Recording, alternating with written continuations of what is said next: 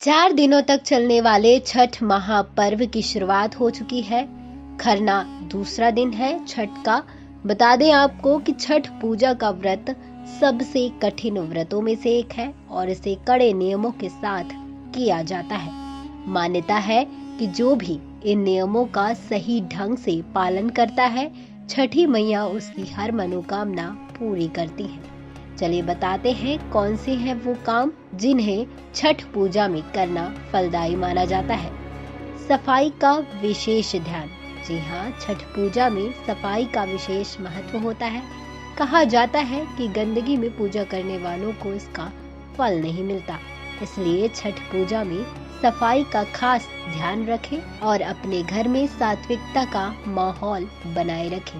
अगर आप छठ पूजा के लिए प्रसाद बना रहे हैं तो विशेष सावधानियां बरतें, अपने हाथ धोते रहें और इसे पूरी स्वच्छता के साथ बनाएं। जरूरतमंद लोगों की मदद करें। जी हाँ, छठ पूजा में जरूरतमंद लोगों की मदद करने से छठी मैया प्रसन्न होती है। इस पूजा में बहुत सारी सामग्रियों का इस्तेमाल होता है। आप किसी ऐसे व्यक्ति की मदद कर सकते हैं जो छठ की पूजा का सामान खरीदने में असमर्थ हो।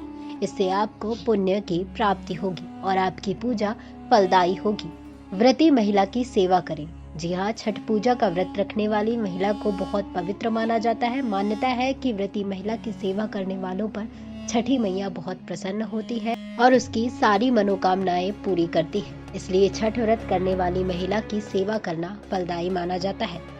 जमीन पर सोए। जो महिलाएं छठ का व्रत करती हैं उन्हें इन 4 दिनों तक जमीन पर चादर बिछाकर सोना चाहिए। इन दिनों व्रती महिला को पलंग या तख्त पर सोने की मनाही होती है। नए और साफ वस्त्र पहने। छठ का व्रत करने वाली महिलाओं को 4 दिन नए और साफ वस्त्र पहनने चाहिए। खास बात यह है कि ये वस्त्र सिले हुए नहीं होने चाहिए। इस पूजा में महिलाएं साड़ी और पुरुष धोती पहनते हैं।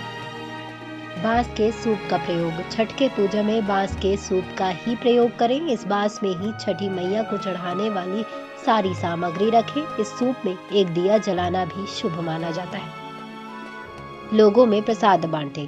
छठ पूजा में प्रसाद का भी खास महत्व होता है। छठ पूजा का प्रसाद बहुत अधिक मात्रा में बनाना चाहिए ताकि इसे ज्यादा से ज्यादा लोगों में बांटा जा सके। मान्यता है कि छठ का प्रसाद लोगों में बांटने से छठी मैया प्रसन्न होती है।